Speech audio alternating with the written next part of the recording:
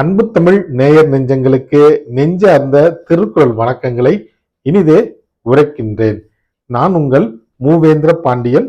நாளொரு திருக்குறள் வரிசைக்காக இன்றைய தினம் பொருட்பாலில் 47வது அதிகாரமாக உள்ள தெரிந்து செயல் வகை என்ற அதிகார தலைப்பின் கீழ் அமையப்பெற்ற 465வது திருக்குறளை காணப்போகின்றோம். தெரிந்து செயல் வகை என்பதற்கு ஒரு செயலை செய்வதற்கு முன்பாக அச்செயலின் பின் விளைவை நன்கு ஆராய்ந்து செயல்படுதல் என்ற பொருளில் இந்த அதிகாரத்தின் தலைப்பு அமையப்பெற்றுள்ளது.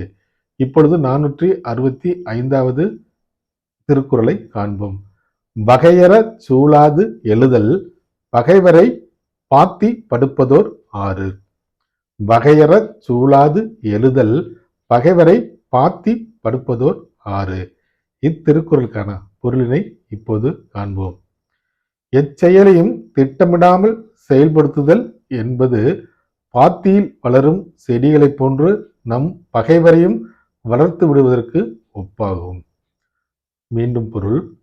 நன்கு திட்டமிடாமல் ஒரு செயலை தொடங்குவது என்பது பாத்தியில் வளரும் செடியினை போன்று நம் பகைவரையும் வளர்த்து விடுவதற்கு ஒப்பாகும் என்பது இத்திருக்குறளுக்கான பொருளாகும்.